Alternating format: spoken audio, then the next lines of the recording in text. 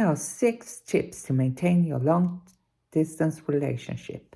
Number 1, talk as much as possible, preferably every day, and get to know each other.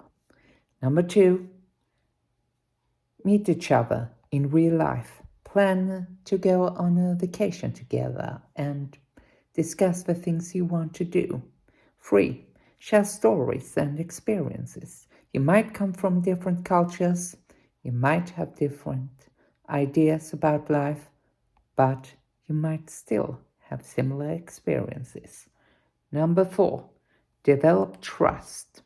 Do this by promise the other person something and then keep your promise. That's the easiest way to maintain trust.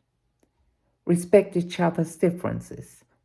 We all have differences, and they are both biological and socially.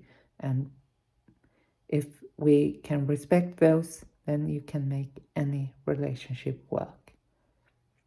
Also decide on how you will communicate and how often you should communicate. Preferably, you should talk to each other every day. And those were my 6 tips for maintaining relationships that are long distance. If you want more tips, you can subscribe here to this channel. And also, don't forget to check out kairoudating.com.